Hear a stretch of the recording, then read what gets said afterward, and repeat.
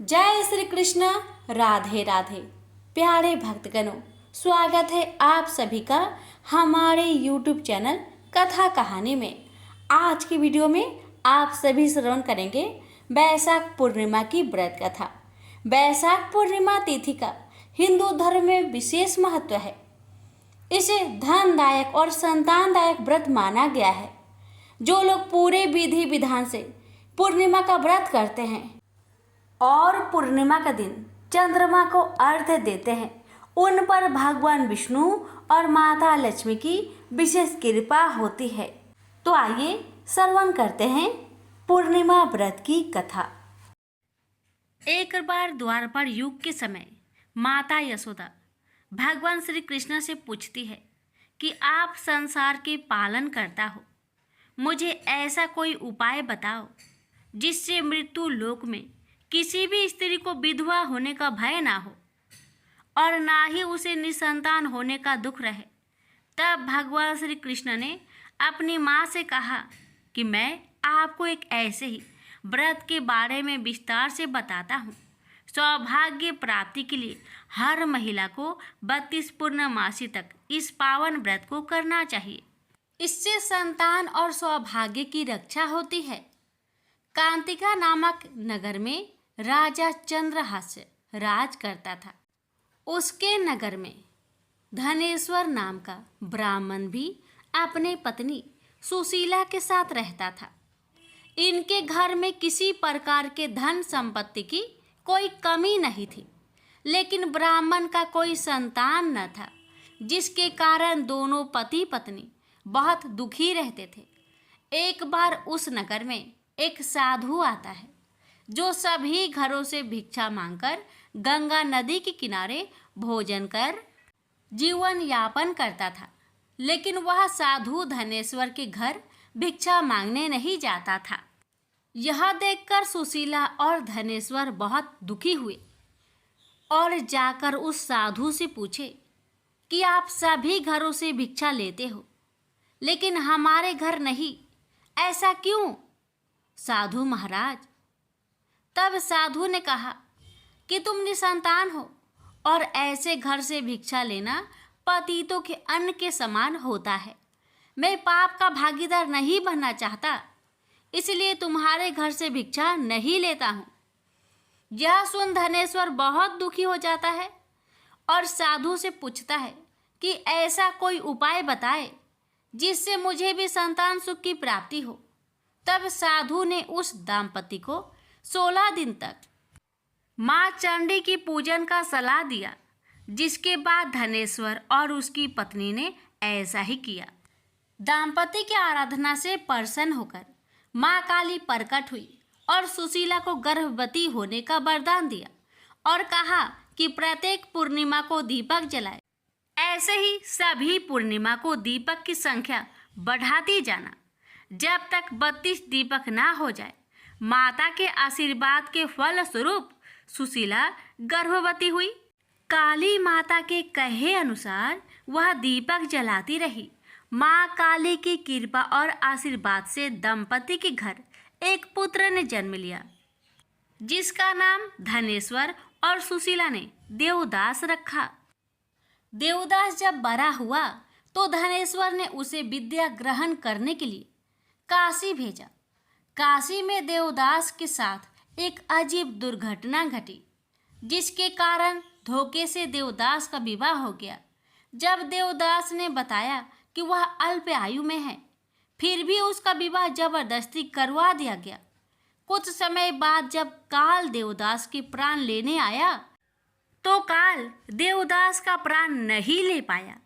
तब काल ने यमराज से कहा वह देवदास के प्राण लेने में असमर्थ है, जिसके पश्चात यमराज ने इसके पीछे का कारण जानने के लिए भगवान शिव और माता पार्वती के पास गए। तब माँ पार्वती ने माता काली के वरदान के वृत्तांत को सुनाया और कहा कि ब्राह्मण दंपति ने पूर्णिमा का व्रत रखा था, इसलिए काल देवदास का कुछ बिगाड़ नहीं पाया। तभी से कहा जाता है कि पूर्णिमा के दिन व्रत करने से काल से मुक्ति मिलती है और भगवान सभी मनोकामनाएं पूर्ण करते हैं। प्रेम से बोलिए उमापति शंकर भगवान की जय। श्री सत्यनारायण भगवान की व्रत कथा। एक समय की बात है, नैमिषारण्य तीर्थ में सौनकादि 88,000 ऋषियों ने श्री सूत जी से पूछा, हे प्रभु, इस कलयुग में वेद विद्या रहित मनुष्य को प्रभु भक्ति किस प्रकार मिल सकती है तथा उनका उद्धार कैसे होगा? हे मुनि श्रेष्ठ, कोई ऐसा तप बताइए जिससे थोड़े समय में ही पुण्य मिले और मनोवांछित फल भी मिल जाए। इस प्रकार की कथा सुनने की हम इच्छा रखते हैं। सर्व शास्त्रों के ज्ञाता सूत जी बोले, हे वैष्णवों, मैं पूज्य आप सभी ने प्राणियों के हित की बात पूछी है, इसलिए मैं एक श्रेष्ठ व्रत को आप लोगों को बतलाऊंगा, जिसे नारद जी ने लक्ष्मी नारायण जी से पूछा था और लक्ष्मीपति ने मुनि श्रेष्ठ नारद जी से कहा था। आप सब इसे ध्यान से सुनिए। एक समय की बात है, योगीराज नारद जी दूसरों के हित की इच्छा लिए अनेकों लोकों में घूमते हुए मृत्यु लोक में आ पहुंचे। यहाँ उन्होंने अनेक योनियों में जन्मे प्राय सभी मनुष्यों को अपने कर्मों द्वारा अनेकों दुख से पीड़ित देखा। उनका दुख देख नारद जी सोचने लगे कि कैसा यत्न किया जाए इसके करने से निश्चित रूप से मानव के दुखों का अंत हो जाए। इसी विचार पर मनन करते हुए वह विष्णु लोक में गए। वह देवों के इस भगवान नारायण की स्तुति करने लगे, जिनके हाथों में शंख, चक्र, गदा और पद्म थे, गले में वरमाला पहने हुए थे। स्तुति करते हुए नारद जी बोले, हे भगवान, आप अत्यंत शक्ति से संपन्न हैं। मन तथा वाणी भी आपको नहीं पा सकती है। आपका यदि मध्य तथा अंत नहीं है, निर्गुण स्वरूप सृष्टि के कारण भक्तों के दुख को दूर करने वाले, आपको मेरा नमस्कार है। नारद जी की स्तुति सुन विष्णु भगवान बोले, हे मुनि श्रेष्ठ, आपके मन में क्या बात है? आप किस काम के लिए पधारे हैं, उसे निसंकोच कहो। इस पर नारद मुनि बोले कि मृत्यु लोक में अनेक योनियों में जन्मे मनुष्य अपने कर्मों के द्वारा अनेकों दुख से दुखी हो रहे हैं। हे नाथ, आप मुझ पर दया रखते हैं तो बताइए कि वो मनुष्य थोड़े प्रयास से ही अपने दुखों से कैसे छुटकारा पा सकते हैं। श्री हरि बोले, हे नारद, मनुष्य की भलाई के लिए तुमने बहुत ही अच्छी बात पूछी है, जिसके करने से मनुष्य मोह से छूट जाता है। वह बात मैं कहता हूँ, उसे सुनो। स्वर्ग लोक व मृत्यु लोक दोनों में एक दुर्लभ उत्तम व्रत है जो पुण्य देने वाला है। आज प्रेम वश होकर मैं उसे तुमसे कहता हूँ। श्री सत्यनारायण भगवान का यह व्रत अच्छी तरह विधान पूर्वक करके मनुष्य तुरंत ही यहाँ सुख भोग कर मरने पर मोक्ष पाता है। श्री हरि के वचन सुन नारद जी बोले कि उस व्रत का फल क्या है और उसका विधान क्या है। यह व्रत किसने किया था, इस व्रत को किस दिन करना चाहिए, सभी कुछ विस्तार से बताए। नारद की बात सुनकर श्री हरि बोले, दुख व शोक को दूर करने वाला यह व्रत सभी स्थानों पर विजय दिलाने वाला है। मानव को भक्ति व श्रद्धा के साथ शाम को श्री सत्यनारायण की पूजा धर्म में परायण होकर ब्राह्मणों व बंधुओं के साथ करनी चाहिए। भक्ति भाव से ही नैवेद्य केले का फल, घी, दूध और गेहूं का आटा सवाया ले। गेहूं के स्थान पर साठी का आटा, शक्कर तथा गुड़ लेकर वह सभी भक्षण योग्य पदार्थों को मिलाकर भगवान का भोग लगाए। ब्राह्मणों सहित बंधु बांधवों को भी भोजन कराए। उसके बाद स्वयं भोजन करे और भजन कीर्तन के साथ भगवान की भक्ति में लीन हो जाए। इस तरह से सत्यनारायण भगवान का यह व्रत करने पर मनुष्य की सारी इच्छाएं निश्चित रूप से ही पूरी होती है। इस कली काल अर्थात कलयुग में मृत्यु लोक में मोक्ष का यही एक सरल उपाय है। इति श्री सत्यनारायण व्रत कथा प्रथम अध्याय संपूर्ण। श्रीमन नारायणे नारायणे नारायण भज मन नारायणे नारायणे नारायण। श्री सत्यनारायण भगवान की जय। सूत जी बोले, हे ऋषियों, जिसने पहले समय में इस व्रत को किया था उसका इतिहास कहता हूँ, ध्यान से सुनो। सुंदर काशीपुरी नगरी में एक अत्यंत निर्धन ब्राह्मण रहता था। भूख प्यास से परेशान हुआ धरती पर घूमता रहता था। ब्राह्मणों से प्रेम करने वाले भगवान ने एक दिन ब्राह्मण का भेष धारण कर उसके पास जाकर पूछा, हे ब्रीप, नित्य दुखी होकर तुम पृथ्वी पर क्यों घूमते हो? दीन ब्राह्मण बोला, मैं निर्धन ब्राह्मण हूँ, भिक्षा के लिए धरती पर घूमता हूँ। हे भगवान, यदि आप इसका कोई उपाय जानते हो तो बताइए। वृद्ध ब्राह्मण कहता है कि सत्यनारायण भगवान मनोवांछित फल देने वाले हैं, इसलिए तुम उनका पूजन करो।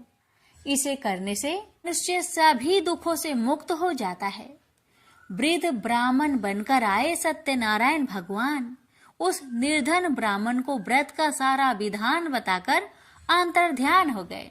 मन ही मन सोचने लगा कि जिस व्रत को वृद्ध ब्राह्मण करने को कह गया है मैं उसे जरूर करूंगा। यह निश्चय करने के बाद उसे रात में नींद नहीं आई।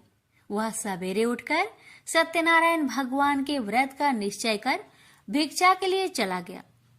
उस दिन निर्धन ब्राह्मण को भिक्षा में बहुत धन मिला, जिससे उसने बंधु बांधवों के साथ मिलकर श्री सत्यनारायण भगवान का व्रत संपन्न किया। भगवान सत्यनारायण का व्रत संपन्न करने के बाद वह निर्धन ब्राह्मण सभी दुखों से छूट गया और अनेक प्रकार की संपत्तियों से युक्त हो गया। उसी समय से यह ब्राह्मण हर माह इस व्रत को करने लगा। इस तरह से सत्यनारायण भगवान के व्रत को जो भी मनुष्य करेगा वह सभी प्रकार के पापों से छूटकर मोक्ष को प्राप्त होगा। जो मनुष्य इस व्रत को करेगा वह भी सभी दुखों से मुक्त हो जाएगा। सूत जी बोले कि इस तरह से नारद जी से नारायण जी का कहा हुआ श्री सत्यनारायण व्रत को मैंने तुमसे कहा। हे ब्रीपो, मैं अब और क्या कहूँ? ऋषि बोले, हे मुनिवर, संसार में उस ब्रीप से सुनकर और किस किस ने इस व्रत को किया, हम सब इस बात को सुनना चाहते हैं। इसके लिए हमारे मन में श्रद्धा का भाव है। सूत जी बोले, हे मुनियों, जिसने इस व्रत को किया है वह सब सुनो। एक समय वही ब्रीप धन व ऐश्वर्य के अनुसार अपने बंधु बांधवों के साथ इस व्रत को करने को तैयार हुआ। उसी समय एक लकड़ी बेचने वाला बूढ़ा आदमी आया और लकड़ियां बाहर रखकर अंदर ब्राह्मण के घर में गया।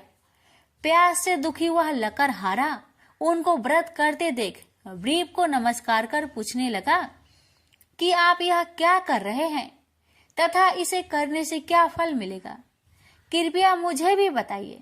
ब्राह्मण ने कहा कि सब मनोकामनाओं को पूरा करने वाला यह सत्यनारायण भगवान का व्रत है।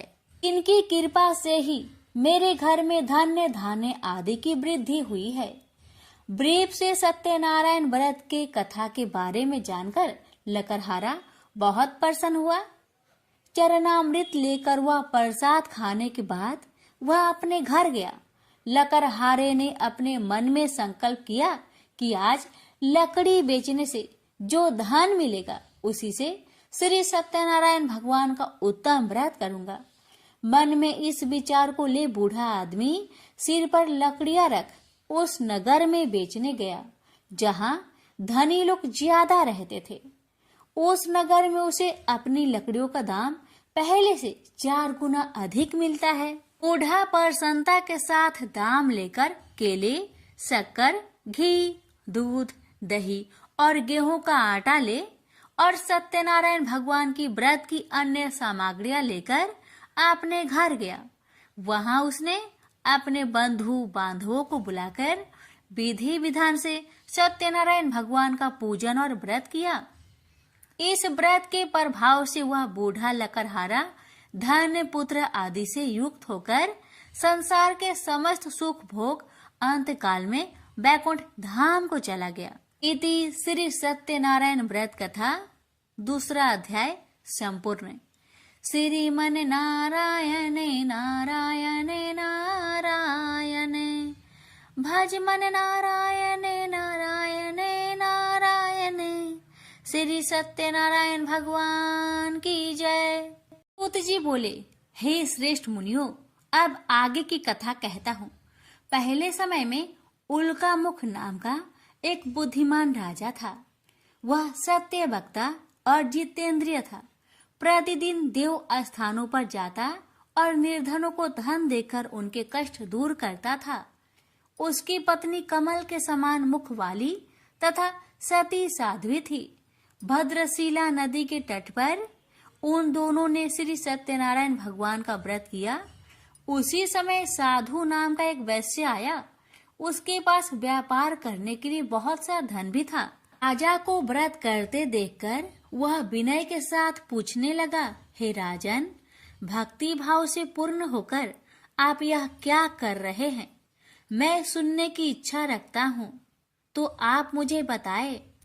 राजा बोले, हे साधु, अपने बंधु बांधवों के साथ पुत्र आदि की प्राप्ति के लिए एक महाशक्तिमान श्री सत्यनारायण भगवान का व्रत व पूजन कर रहा हूँ। राजा के वचन सुन साधु आदर से बोला, हे राजन, मुझे इस व्रत का सारा विधान कहिए। आपके कथा अनुसार मैं भी इस व्रत को करूँगा। मेरी भी संतान नहीं है और इस व्रत को करने से निश्चित रूप से मुझे संतान की प्राप्ति होगी। राजा से व्रत का सारा विधान सुनकर व्यापार से निवृत्त हो वह अपने घर गया। साधु वैश्य ने अपनी पत्नी को संतान देने वाले इस व्रत का वर्णन कह सुनाया और कहा कि जब मेरी संतान होगी तब मैं इस व्रत को करूंगा। साधु ने इस तरह के वचन अपनी पत्नी लीलावती से कहे। एक दिन लीलावती पति के साथ आनंदित हो सांसारिक धर्म में प्रवृत्त होकर सत्यनारायण भगवान की कृपा से गर्भवती हो गई। 10वें महीने में उसके गर्भ से एक सुंदर कन्या ने जन्म लिया। दिनों दिन वह ऐसे बढ़ने लगी जैसे कि शुक्ला पक्ष का चंद्रमा बढ़ता है। माता पिता ने अपनी कन्या का नाम कलावती रखा। एक दिन लीलावती ने मीठे शब्दों में अपने पति को याद दिलाया कि आपने सत्यनारायण भगवान के जिस व्रत को करने का संकल्प किया था उसे करने का समय आ गया है। आप इस व्रत को करिए। साधु बोला कि हे प्रिय, इस व्रत को मैं उसके विवाह पर करूंगा। इस प्रकार अपनी पत्नी को अवशासन देकर वह नगर को चला गया। कलावती पिता के घर में रह वृद्धि को प्राप्त हो गई। साधु ने एक बार नगर में अपनी कन्या को सखियों के साथ देखा तो तुरंत ही दूत को बुलवाया और कहा कि मेरी कन्या की योग वर देखकर आओ। साधु की बात सुनकर दूत कंचन नगर में पहुंचा और वहां देखभाल कर लड़की के सुयोग बनिक पुत्र को ले आया। सुयोग लड़के को देख साधु ने बंधु बांधवों को बुलाकर अपनी पुत्री का विवाह कर दिया। लेकिन दुर्भाग्य की बात ये कि साधु ने अभी भी श्री सत्यनारायण भगवान का व्रत नहीं किया। इस पर श्री भगवान क्रोधित हो गए और श्राप दिया कि साधु को अत्यधिक दुख मिले। अपने कार्य में कुशल साधु बनिया जमाई को लेकर समुद्र के पास स्थित होकर रत्नासारपुर नगर में गया। वहां जाकर दामाद ससुर दोनों मिलकर चंद्रकेतु राजा के नगर में व्यापार करने लगे। एक दिन भगवान सत्यनारायण की माया से एक चोर राजा का धन चुराकर भाग रहा था। उसने राजा के सिपाहियों को अपना पीछा करते देख चुराया हुआ धन वहां रख दिया जहां साधु अपने जामाई के साथ ठहरा हुआ था। राजा के सिपाहियों ने साधु वैश्य के पास राजा का धन पड़ा देखा तो वह ससुर जामाई दोनों को बांधकर प्रसन्नता से राजा के पास ले गए और कहा कि उन दोनों चोरों को हम पकड़ लाए हैं, आप आगे की कार्रवाई की आज्ञा दे। राजा की आज्ञा से उन दोनों को कठिन कारावास में डाल दिया गया और उनका सारा धन भी उनसे छीन लिया गया। श्री सत्यनारायण भगवान के शराप से साधु की पत्नी भी बहुत दुखी हुई। घर में जो धन रखा था उसे चोर चुरा ले गए। शारीरिक तथा मानसिक पीड़ा व भूख प्यास से अति दुखी हो अन्न की चिंता में कालावती के ब्राह्मण के घर गई। वहां उसने श्री सत्यनारायण भगवान का व्रत होते देखा। फिर कथा भी सुनी। वह प्रसाद ग्रहण कर वह रात को घर वापस आई। माता ने कलावती से पूछा कि हे पुत्री, अब तक तुम कहाँ थी, तेरे मन में क्या है? कलावती ने अपने माता से कहा, हे माता, मैंने एक ब्राह्मण के घर में श्री सत्यनारायण भगवान का व्रत देखा है। कन्या के वचन सुन लीलावती भगवान की पूजन की तैयारी करने लगी। लीलावती ने परिवार व बंधुओं सहित सत्यनारायण भगवान का पूजन किया और उनसे वर मांगा कि मेरे पति तथा जमाई शीघ्र घर आ जाए। साथ ही यह भी प्रार्थना की कि हम सबका अपराध क्षमा करे। श्री सत्यनारायण भगवान इस व्रत से संतुष्ट हो गए और राजा चंद्रकेतु को सपने में दर्शन दे कहा कि हे राजन, तुम उन दोनों वेश्या को छोड़ दो और तुमने उनका जो धन लिया है उसे वापस कर दो। अगर ऐसा नहीं किया तो मैं तुम्हारा धन, राज्य व संतान सभी को नष्ट कर दूंगा। राजा को यह सब कहकर वह अंतर्ध्यान हो गए। अतः काल सभा में राजा ने अपना सपना सुनाया। फिर बोले कि बानिक पुत्र को कैद से मुक्त कर सभा में लाओ। दोनों ने आते ही राजा को प्रणाम किया। राजा मीठी बानी से बोला, हे महानुभावो, भाग्यवश ऐसा कठिन दुख तुम्हें प्राप्त हुआ है, लेकिन अब तुम्हें कोई भय नहीं है। ऐसा कह राजा ने उन दोनों को नए वस्त्र भूषण भी पहनाए और जितना धन उनका लिया था उससे 2 गुना धन वापस कर दिया। दोनों वेश्या अपने घर को चल दिए। श्री सत्यनारायण व्रत कथा का 3रा अध्याय संपूर्ण। श्रीमन नारायण नारायण नारायण, भज मन नारायण नारायण नारायण। श्री सत्यनारायण भगवान की जय। सूत जी बोली, वैश्या ने मंगलाचार कर अपनी यात्रा आरंभ की और अपने नगर की ओर चल दिया। उसके थोड़ी दूर जाने पर एक दंड भेषधारी श्री सत्यनारायण ने उनसे पूछा, हे साधु, तेरी नाव में क्या है? अभिमानी बानिक हंसता हुआ बोला, हे दंडी, आप क्यों पूछते हो? क्या धन लेने की इच्छा है? मेरी नाव में तो बेल व पत्ते भरे हुए हैं। वैश्या के कठोर वचन सुन भगवान बोले, तुम्हारा वचन सत्य हो। दंडी ऐसे वचन कहे वहां से दूर चले गए। कुछ दूर जाकर समुद्र के किनारे बैठ गए।